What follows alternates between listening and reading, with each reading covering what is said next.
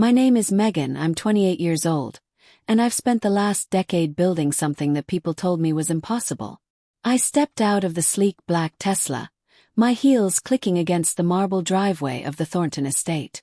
My white pantsuit gleamed under the morning sun, radiating confidence and precision. Inside, my stomach fluttered with nerves and anticipation, but I swallowed it down. Today wasn't just about business, it was about proving I belonged. The mansion sprawled endlessly, glass and steel reflecting the city skyline. The gardens were perfectly manicured, a fortress of wealth and power.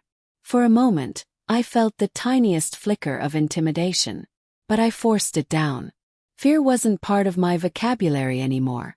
Not today. Inside, the air smelled of perfume and polished leather. Guests whispered, tracking my every step. A woman with a diamond-studded necklace glanced at me, lips pressed tight, her eyes sharp with judgment.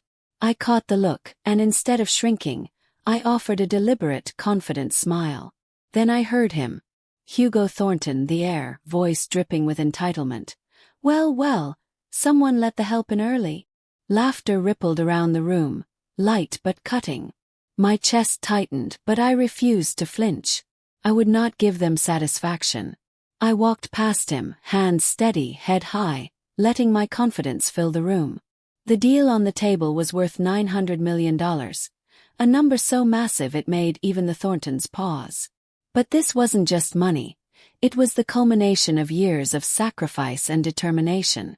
I remembered late nights in my small apartment, ramen noodles for dinner, calls to investors who laughed at me. And yet, here I was, standing in their lair with the power to change the course of their empire.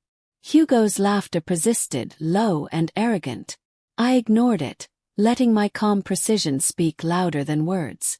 The room smelled of perfume and expensive leather, but I inhaled it, anchoring myself in the audacity of my ambition. My assistant whispered before the meeting, "You've got this, Megan." That tiny affirmation grounded me. I wasn't alone, and I wasn't afraid. Every glance, every subtle insult, only fueled my fire. They had underestimated me, and that would be their biggest mistake. The patriarch, Mr. Thornton, hadn't spoken yet. His eyes were dark, calculating, but I didn't flinch. Silence wouldn't intimidate me. I had faced harsher critics, tougher rooms. I was ready. By the time I reached the negotiation table, the room had shifted. Curiosity replaced mockery. Hugo's grin faltered slightly. I placed my documents neatly, hands steady. Today I wasn't just a CEO. I was a storm in a tailored suit, ready to reshape the rules of their world. Negotiations began, polite on the surface but tense underneath. Every word I spoke was measured, every gesture intentional. I could feel the skepticism radiating from the room, the unspoken question. Can she really handle this? I let them wonder. That doubt became my leverage. Hugo flipped through my proposal, smirking. "Interesting numbers, but how will you deliver?" he asked, voice coated with condescension. I leaned forward, eyes steady. "You'll see," I said softly. Confidence has a way of silencing arrogance. A man in a navy suit whispered to his neighbor, "She's bold, dangerous even." That word dangerous sent a thrill through me. They had no idea the storm they'd unleashed by underestimating me. Lunch was served, lobster rolls and truffle fries, but I barely noticed. I noticed the glances, the whispered comments.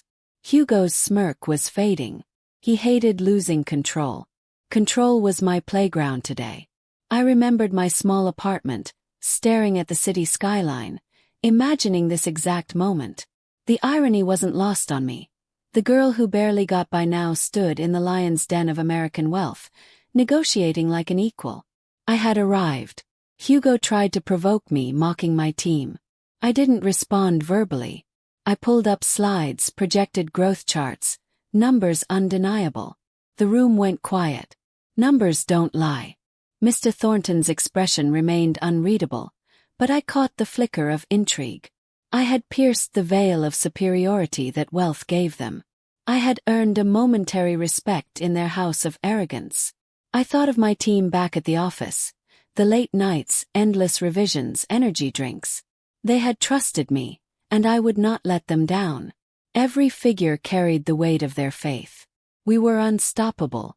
The deal could transform my company, but as I looked at Hugo, smug and irritated, I realized this was more than business.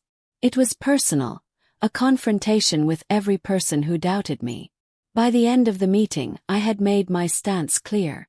I wasn't asking for permission. I wasn't begging. I was claiming what I had earned. And they would either accept it or regret underestimating me. After the meeting, I walked through the estate hallways, my white suit catching the late afternoon sun. The chandeliers sparkled above, oblivious to the tension beneath. My heels echoed across polished floors, a reminder of my presence, my persistence. Hugo followed, pretending casualness. "You're confident," he said, tone mocking. "Do you really think you can handle our world?" I smiled, steady eyes. "I don't just handle it," I said quietly. "I reshape it." A forced laugh came from behind us, sharp and unpleasant. One of his allies tried to undermine me. Paused, letting silence stretch. Every second of hesitation amplified my authority. Presence is power. I thought about my parents long gone who told me, "Megan, aim higher than anyone thinks possible." Their words carried me into every boardroom, every pitch, every rejection. They were my silent partners today. The estate felt immense, and I a small figure in a giant painting. But in that moment I realized I was the centerpiece. Every glance, every whisper only sharpened my focus. I was untouchable because my determination was immovable. Hugo leaned closer, lowering his voice. "You're clever, I'll give you that." I smirked inside. Cleverness was nothing. Grit, persistence, refusing to back down, that's what brought me here. Reaching the balcony overlooking gardens, the sun dipped, shadows stretching. The serene view contrasted with the storm in the room I'd left. I thrived in contradictions. A notification reminded me. Investors were waiting for my call. Every move scrutinized, analyzed, critiqued. But that visibility, it was my weapon. Attention is power. If I survived Hugo's subtle cruelties, I could survive anything. Every slight, every judgment was a stepping stone. I was unstoppable. By nightfall, I knew this wasn't just negotiation. It was a defining battle, one that would echo far beyond these walls. Dinner was formal, yet tension hummed beneath the surface. Candles flickered on polished mahogany, shadows stretching across faces trying to appear indifferent. Every bite, every sip felt like strategy. Hugo jabbed again. "Your approach is unconventional." I tilted my head, pretending amusement. "Unconventional gets results," I said smoothly, watching the subtle irritation spread across his face. A comment about my background stung, but I didn't respond with anger. Instead, I answered with precision.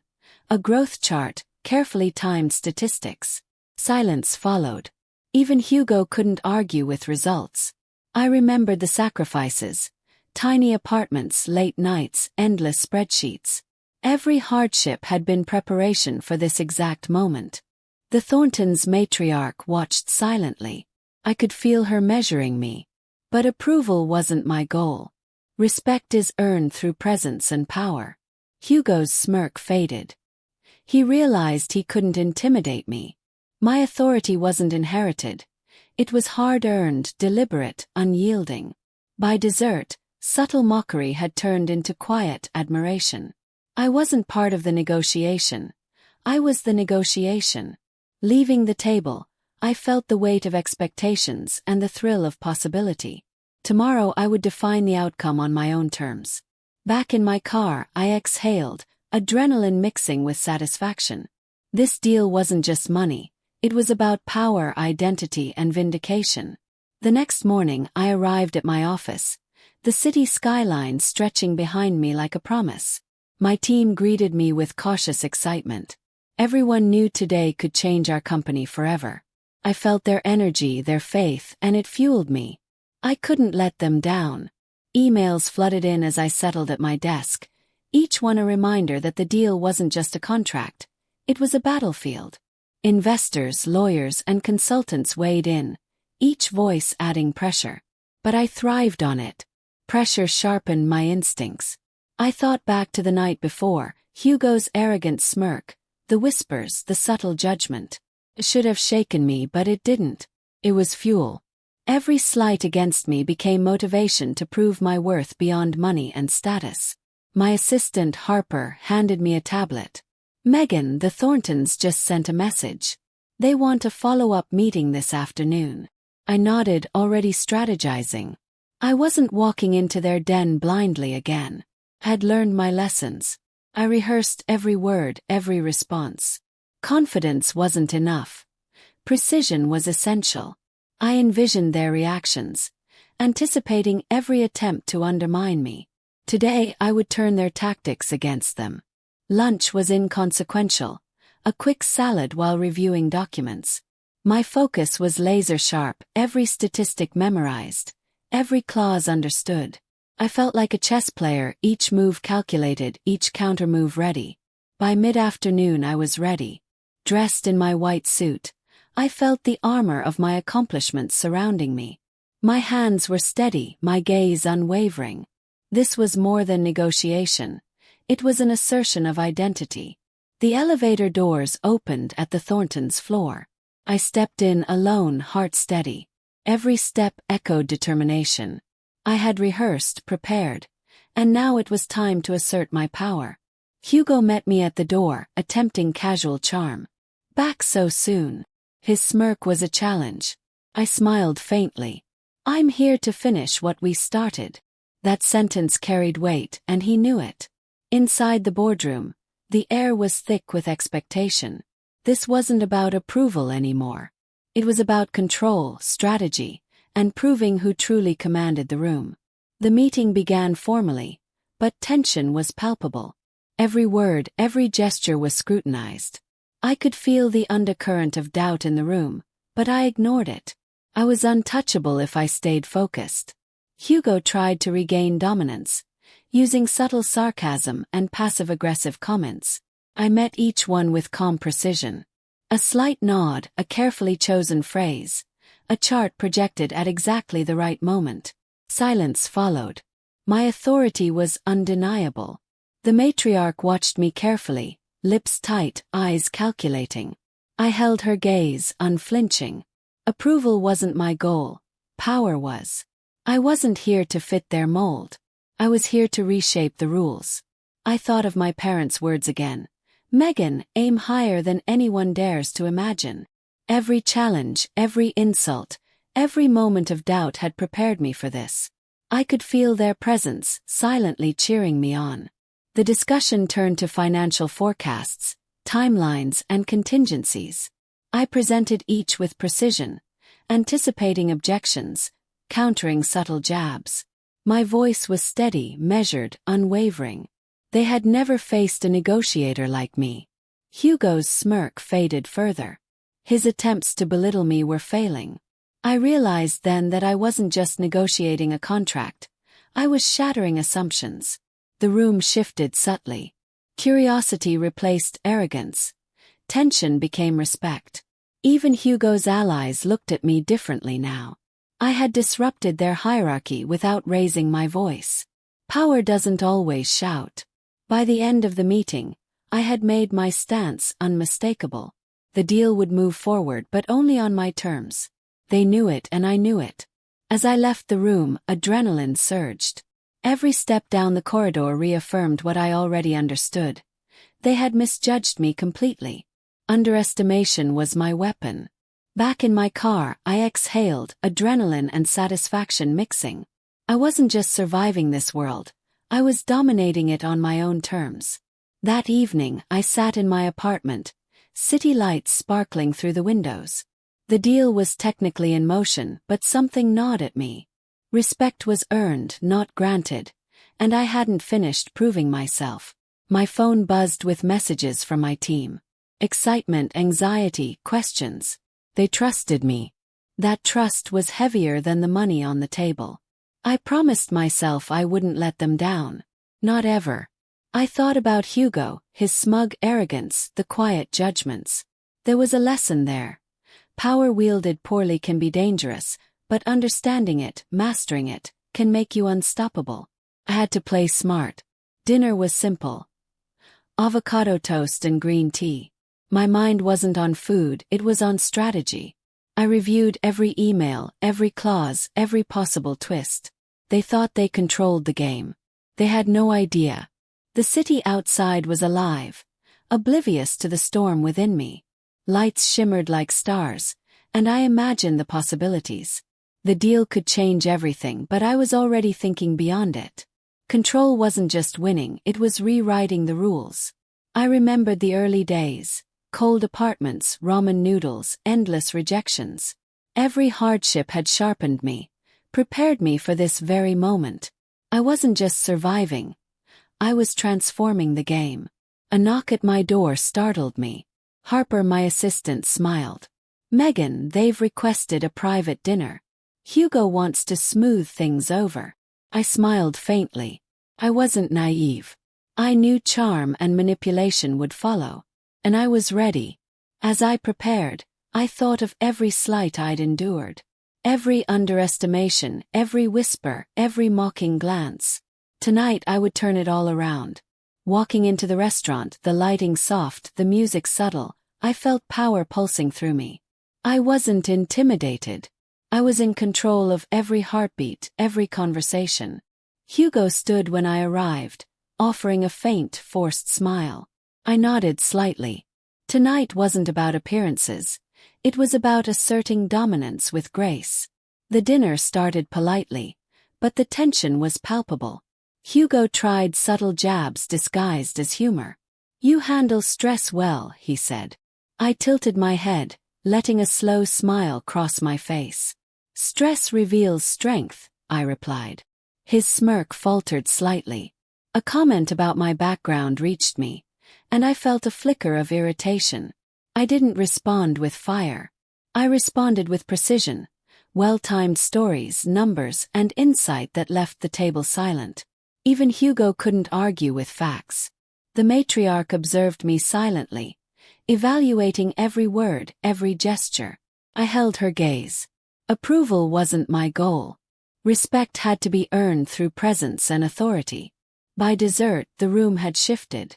Mockery turned into quiet admiration. I wasn't just a participant. I was the driving force of the evening. Hugo tried to regain composure, offering half-hearted compliments. I smiled faintly, internalizing his discomfort. The realization was clear. He couldn't intimidate me, and that recognition unsettled him. I thought about my team, every late night, every challenge overcome. Their faith wasn't just support, it was a responsibility. I had to embody every ounce of perseverance that had brought me here. As I left the restaurant, I felt the weight of victory mingled with anticipation. Tomorrow decisions would be made. I would not just influence them, I would dictate terms. The drive back was quiet. City lights reflected on the windshield, a reminder of the vast world outside. This was only the beginning. The real test was yet to come. Before bed, I reviewed the documents one last time. Every clause, every number, every detail had to align. This was about power, respect, and vindication. And I was ready for it all. Lying down, I allowed a small smile. Hugo and the Thorntons had misjudged me completely. They didn't know Megan, and tonight, that would become their greatest mistake. The morning sun filtered through my office windows, painting the room gold. I sipped my black coffee, the heat grounding me. Today felt heavier than usual. The Thorntons' subtle threats lingered in my mind. But fear wasn't part of my vocabulary. I was Megan and I didn't back down. My assistant, Harper, handed me the latest updates from the Thorntons' lawyers. Every line, every clause had hidden intentions. I read them carefully, parsing the subtext, finding leverage where others would see obstacles. Preparation was my secret weapon. I remembered the long nights back in my first apartment, crunching numbers with my laptop on the kitchen counter. Every struggle, every rejection had sharpened me. This was the culmination of everything I'd endured. Failure was no longer an option. Hugo's latest message tried to manipulate me emotionally, referencing past negotiations and attempting to guilt me. I smiled faintly. He didn't understand strength. Control isn't given, it's taken. I reviewed my presentation, tweaking projections, aligning arguments with undeniable logic. Every slide, every chart, every word had to carry convincing authority. By noon I was ready to respond. I didn't call for their office. I let them call me. Patience was another form of power, and I intended to wield it. They would follow my lead. When the phone finally rang, I answered calmly. Hugo's voice attempted casual charm, but I could detect the edge of concern. "Megan," he said, "let's talk." I smiled inwardly. I controlled this conversation. We discussed terms, timelines, contingencies. I responded with precision, anticipating his objections, neutralizing them before he could finish. Every move, every word reinforced my dominance. By the end of the call, Hugo's tone had shifted subtly. Respect replaced arrogance. Curiosity replaced mockery. I hung up, a small smile crossing my face. Victory was in progress. I leaned back, exhaling. The city below pulsed with life, oblivious to the storm of power and strategy one had just commanded. I was untouchable, unstoppable Megan at 28, rewriting the rules. The next day, I returned to the Thorntons' estate, feeling a surge of determination. My white suit gleamed under the morning sun, a visual declaration. I belonged here. Hugo met me at the door, his grin less confident than before. He knew the tides had shifted. Inside, the atmosphere was tense but polite. Every guest, every associate sensed the change. Whispers fluttered like paper leaves in a storm.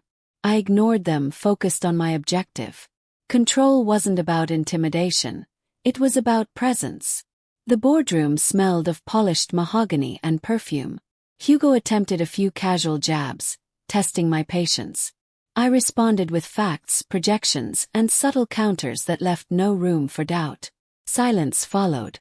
Authority had a sound of its own. I remembered my parents' words. "Megan, strength is quiet but relentless." Every challenge, every insult, every doubt had built me into this exact form. I wasn't just surviving, I was conquering. Lunch was brief. A quick bite of sushi at the estate's dining room. I wasn't hungry, I was focused. Every glance from the Thorntons' associates reminded me of the stakes. This was bigger than money, it was identity. Hugo tried again, this time with charm, attempting to manipulate with flattery. I smiled faintly. Flattery is dangerous when misapplied. I didn't need approval. I needed strategy. The patriarch remained silent, watching. His eyes measured, calculating. I returned his gaze steadily. Respect wasn't demanded. It was earned, and I had every intention of earning it in every moment. By mid-afternoon, negotiations had reached their peak tension. Each suggestion I made, each clause I refined reinforced my dominance. Hugo's smirk had vanished entirely, replaced with a flicker of realization. He couldn't control me. As the meeting concluded, the room acknowledged my authority without words. I was not just part of the conversation. I was the conversation. Walking out, I felt a sense of quiet triumph. The Thorntons had misjudged me from the start, and the realization settled heavy in the air. They were no longer in control. Evening came, and I returned to my apartment overlooking the city. The skyline glittered like a battlefield I had already conquered. My phone buzzed constantly. Investors, team messages, inquiries. Every notification reinforced the impact of my actions. Had made waves. I reviewed documents from the day, double-checking every clause, every projection. Precision was everything. A single mistake could unravel everything I had fought for. I couldn't afford errors. Perfection was my shield. Hugo's subtle manipulations still lingered in my mind. I replayed each moment, each jab, each forced smile. They thought charm and wealth could intimidate me. They had no idea what persistence looked like. Dinner was simple, avocado toast and herbal tea, but my mind was far from food. Strategy consumed me. Every move, every word had to align perfectly. Timing was everything. The city hummed below, oblivious to the chess game unfolding inside boardrooms and phone calls. The glow of lights reflected my ambition back at me. I wasn't just surviving, I was dominating the narrative. Harper knocked lightly. "Megan, there's a dinner request. Hugo insists on a private discussion." He nodded. I knew charm and manipulation awaited, but I was prepared. Every interaction was a battlefield I could command. I thought about every slight, every underestimation. Tonight I would demonstrate that power and intelligence outweighed arrogance. They would realize I couldn't be controlled. The restaurant was quiet, elegant. Hugo rose as I entered, offering a faint, forced smile. I returned it lightly, internally relishing the control I had gained. Presence was influence.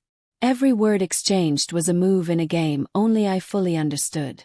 I let subtle suggestions, careful phrasing, and confidence do the work. Hugo's attempts to intimidate backfired. I was orchestrating the outcome. By the end of the evening, I walked out knowing I had turned the tables. The deal was no longer just about money. It was about respect, dominance, and vindication. The next morning I woke early, city noise filling the background. My white suit hung ready, a symbol of power and intent. Today would be decisive. Today would define the terms. Megan, 28, in full command. Investors called, emails pinged, messages stacked up. Each notification was a reminder. The world watched, judged, anticipated. I thrived in that pressure. Focus was my ally. I reviewed the final clauses of the $900 million deal. Every sentence had been negotiated, refined, reinforced. A single misstep could cost everything, but I had prepared for every scenario. Control was non-negotiable. Hugo's previous arrogance lingered in my mind. They had underestimated me repeatedly. Each slight fueled my resolve. No one would dictate terms to Megan Thornton, not even a billionaire heir. By late morning, I arrived at the Thorntons' estate once more. The air crackled with anticipation. My presence alone shifted the room's energy. Hugo's eyes widened slightly. He knew the tide had turned. Negotiations resumed, polite but tense. Every counterpoint I presented carried weight, backed by logic, strategy, and undeniable numbers. Silence followed each presentation. Respect, grudging and silent, settled over the room. The matriarch observed intently, measuring me. I met her gaze without flinching. Approval was irrelevant. Authority was silent, earned, and absolute. I embodied it completely. By mid-afternoon, the deal was essentially in my hands. Hugo's smirk had vanished entirely. Even allies acknowledged my presence as dominant. They had underestimated me completely. I left the estate with a calm sense of triumph. The battle had been waged, and I had won without raising my voice. Control, strategy, and persistence had prevailed. Back in my car, I exhaled, the city lights reflecting off the windshield. This wasn't just about money. It was about power, identity, and proving that I couldn't be undermined. The morning sun hit my office windows like a spotlight. Megan, 28, CEO, fighter, strategist. I felt every role press against me, sharpening my mind. Today, the final stages of the deal awaited. Every email, every call, every document mattered. This was the culmination of my years of struggle. Harper handed me a dossier from the Thorntons' lawyers. Each clause, each footnote carried hidden intentions. I read carefully, deciphering their strategies, spotting leverage they didn't realize they'd left me. Preparation was my armor.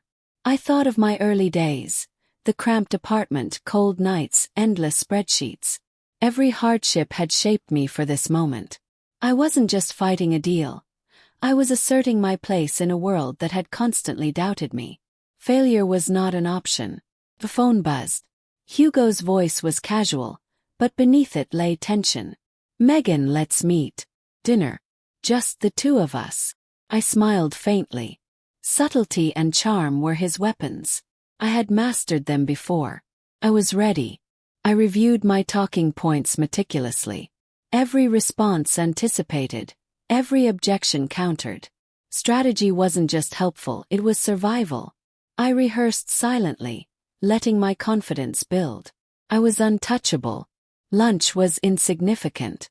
My mind wandered over possible angles, potential pitfalls, and ways to turn every weakness into strength. This was more than business, it was war. And I was the general. By mid-afternoon, I arrived at the estate. The Thornton staff greeted me politely, unaware of the storm that walked their halls. Hugo was waiting, attempting casual charm, but I didn't flinch. Power isn't intimidated. Dinner began, candlelight flickering across polished wood. Each word I spoke, each gesture I made reinforced my authority. Hugo tried subtle jabs. I deflected with precision. Silence followed. I controlled the energy. The matriarch's gaze weighed heavily. I met it steadily, unwavering. Approval wasn't the goal.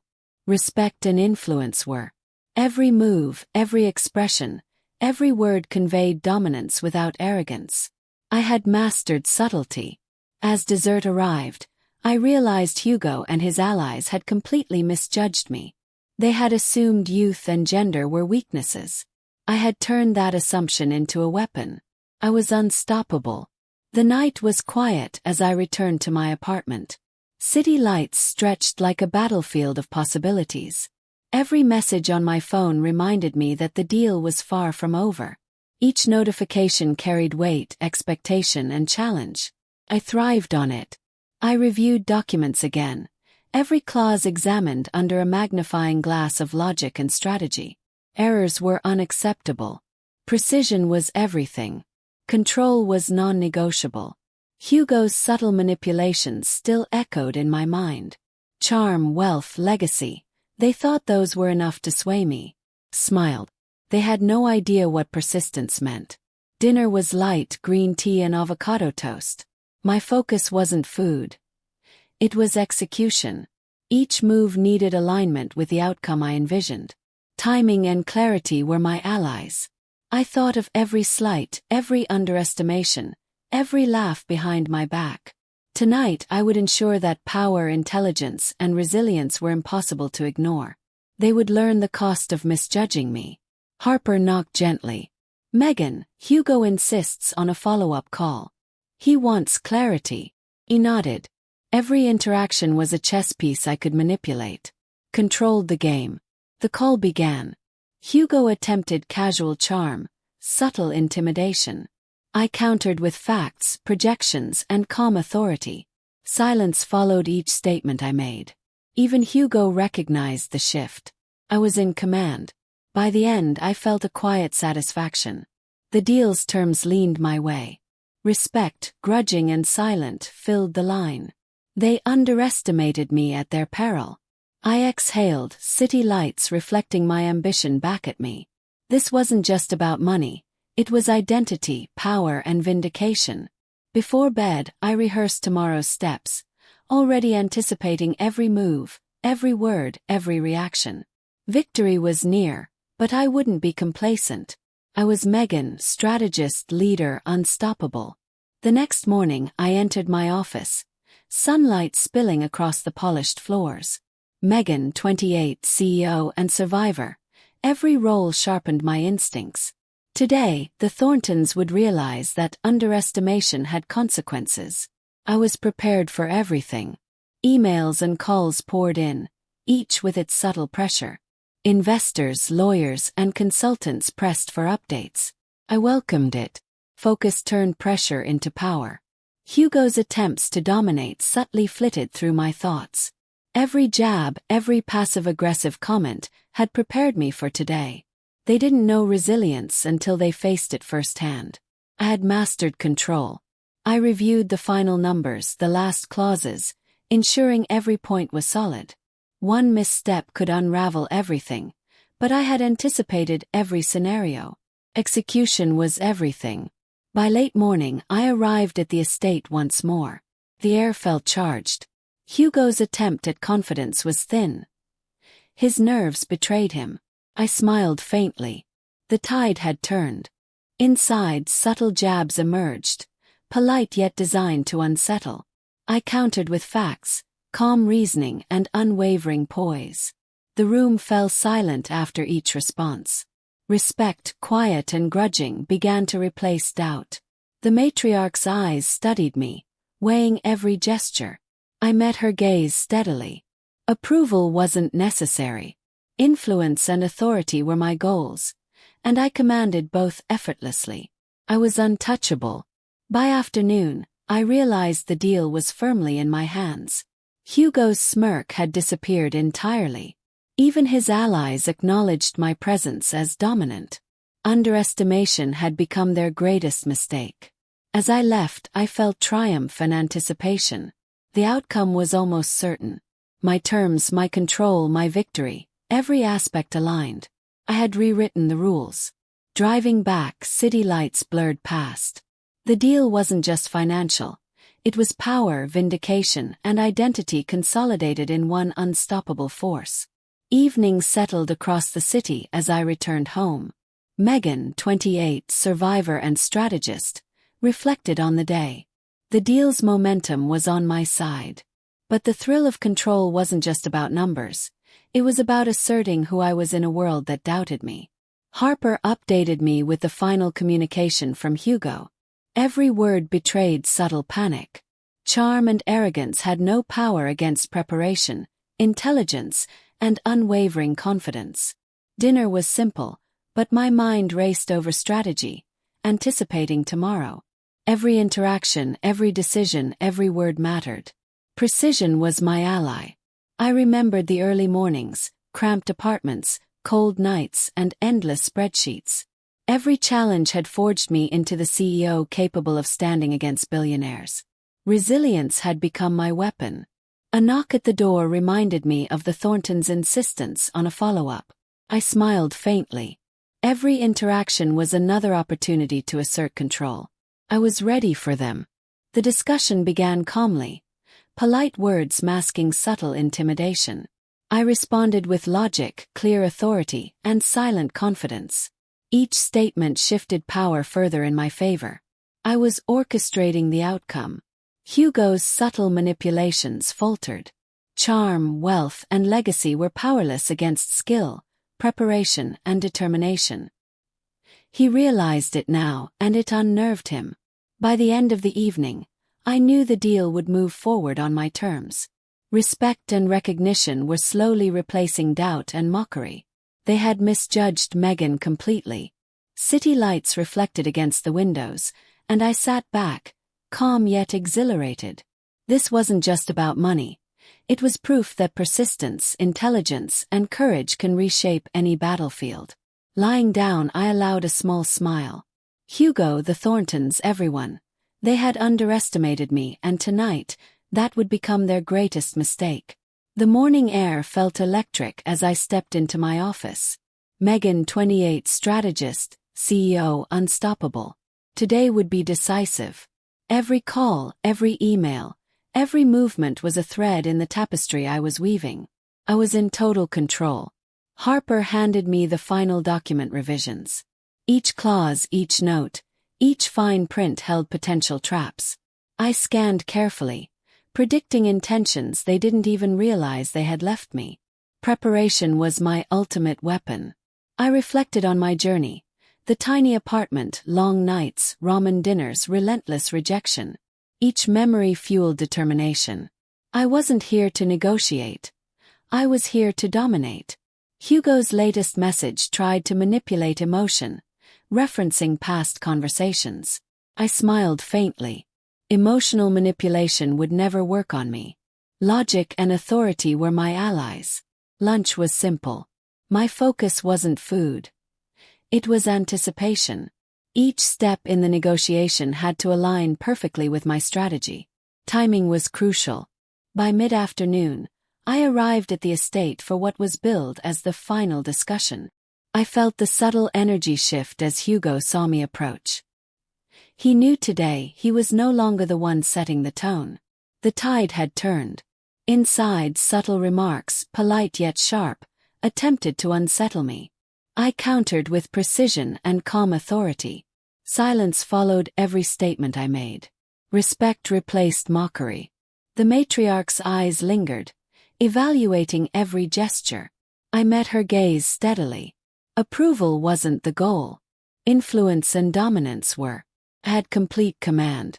By late afternoon, the deal was clearly in my favor. Hugo's smirk had completely vanished. Even his allies recognized my authority. Underestimating me had been their fatal mistake. I left the estate with quiet triumph. This was more than a financial win. It was vindication, empowerment, and a reassertion of who I truly was. Back at my apartment, the city glittered below. Every notification reminded me the deal was still in motion, but momentum had shifted. I had turned the game completely in my favor. They were following my lead now. I reviewed every document, every clause, ensuring nothing could undermine my position. Precision wasn't just important, it was survival. Control was everything. Hugo's subtle threats and manipulations lingered. Charm and wealth were powerless against preparation and determination. I had mastered the art of influence. Dinner was light, but my mind raced over strategy, anticipating reactions, planning every possible counter. This was more than business. It was war, and I was the general. Victory was close. A knock at the door announced Harper with a last-minute message. Hugo requested a private call, claiming urgency. I smiled faintly. Every move was mine to orchestrate. I dictated the tempo. The call began. Hugo tried casual intimidation. I countered with logic and calm confidence. The tone shifted quickly. Respect and apprehension replaced arrogance. The game was mine. By evening, I reflected on the path from struggle to triumph. Every challenge had been preparation. Every insult had fueled my persistence.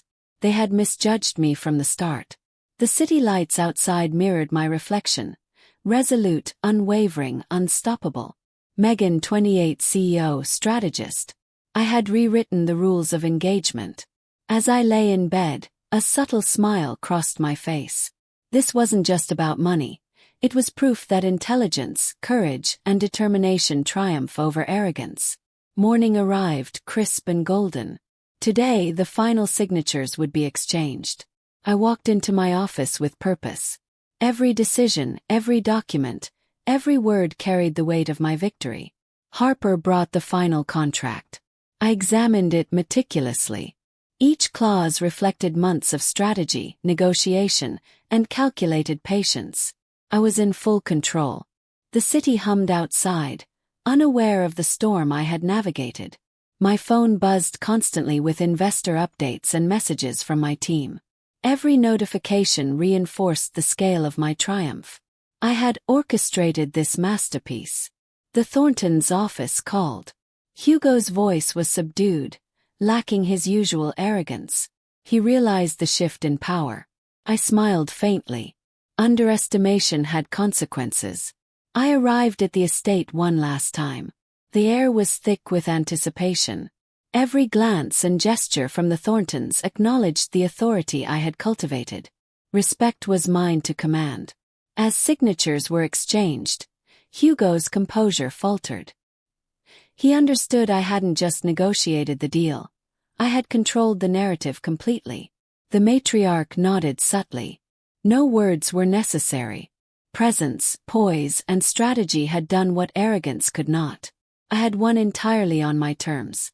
Leaving the estate, I felt a surge of satisfaction. The world had underestimated Megan, 28, but they would remember this moment. I had set a new standard of power. Driving home, the skyline reflected possibilities I had yet to explore. This wasn't just a deal. It was vindication and assertion of identity. Returning home, I received one last email. My eyes widened. The Thorntons had quietly attempted a secret clause, a backdoor that would have reversed control after 6 months. They thought they could outsmart me. But I had anticipated it. I calmly forwarded the contract with precise revisions, sealing the deal permanently. My heart raced. not with fear but exhilaration. Hugo and his family would never regain leverage. The underdog had become untouchable. I leaned back, recalling every struggle, the tiny apartments, endless rejections, the nights wondering if it was all worth it. Every obstacle had led to this moment. I had transformed every weakness into strength. Harper watched silently. "You did it," she whispered. I smiled faintly. "No, we did it," I corrected. My team's faith had been as critical as my strategy. Victory was collective. The city outside glittered, indifferent to my triumph. But inside I felt a surge of power, clarity, and freedom. Megan, 28, CEO, strategist. I had rewritten the rules and controlled the outcome entirely.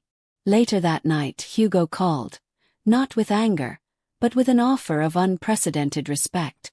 The arrogant heir had realized something profound. Underestimating me had been his greatest mistake. I had claimed respect, dominance, and control in one decisive move. I sat alone in my apartment, white suit hung neatly, mind replaying every step. The thrill wasn't just the money. It was the absolute power of preparation, intelligence, and persistence. Finally, I allowed myself a small smile. The world had underestimated Megan, 28, but now they would remember. And that memory would be unforgettable. Victory wasn't just mine, it was legendary.